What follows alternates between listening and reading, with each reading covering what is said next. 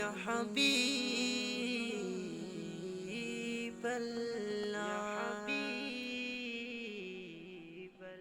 আসসালামু আলাইকুম ওয়া রাহমাতুল্লাহি ওয়া বারাকাতুহু। কেমন আছেন আমার আদরের কলিজার টুকরা আপুরা? আল্লাহ সবাইকে ভালো সুস্থ রাখার তৌফিক দান করুন, এই দোয়া সবসময় করছি এবং আপনাদের দোয়ায় আমিও ভালো আছি, আলহামদুলিল্লাহ। আল্লাহর কাছে শুকরিয়া জানাচ্ছি। আপুরা, আজকে আমি হলুদ ছাড়াই আমি ঢেঁড়স রান্না করব।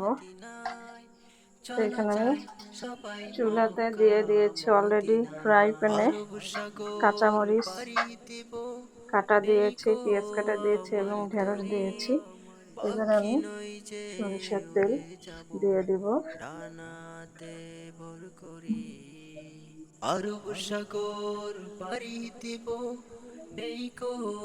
দিয়ে দিলাম সরিষার তেল, দিয়ে দিব পরিমাণ মতো লবণ,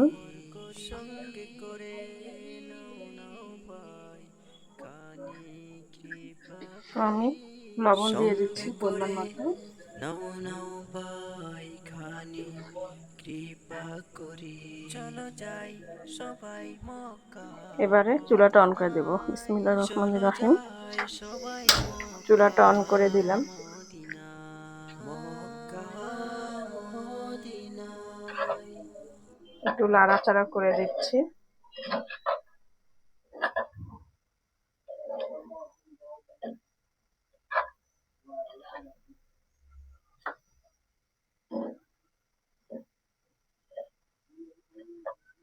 এর আগের ভিডিওতে আপনারা দেখে আসতে পারেন, আমি হলুদ দিয়ে রান্না করেছি। আজকে আমি হলুদ ছাড়াই রান্না করছি।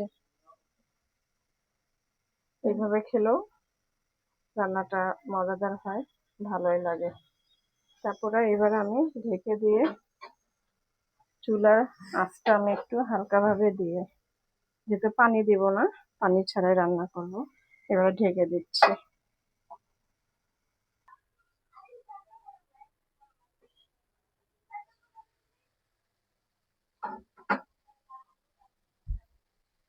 আপুরা দেখুন, ঢেঁড়সের কালারটা একদম অপূর্ব সবুজ কালার হয়ে আসছে। আর আমি আজকে যেহেতু হলুদ ছাড়া রান্না করতেছি, একদম অরিজিনাল সবুজ কালার। আর যেগুলো এই যে আঠালো আঠালো দেখতেছেন, এইগুলো কিছুই থাকবে না, একদম ঝরঝরা করে ফেলবো আমি। আঠালো আঠালো একটু হয়ে গেছে।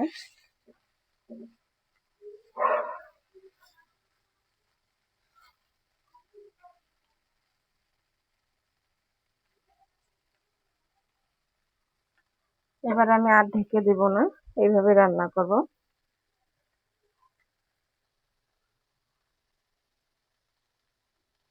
আপুরা, ঢেঁড়স রান্না হয়ে গেল। দেখুন, খুব সুন্দর কালার আসছে আর ভাজিটা একদম ঝরঝরা হয়েছে।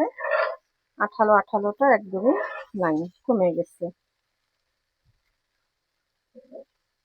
তা আপনারাও এইভাবে একদম চুলার আঁচটা হালকাভাবে দিয়ে ঢেঁড়স রান্না করে। অনেকেই কিন্তু ঢেঁড়স রান্না করতে জানে না, একদম মানে আঠালো আঠালো হয় আর খেতেও ভালো লাগে না। আঠালো হবে কেন?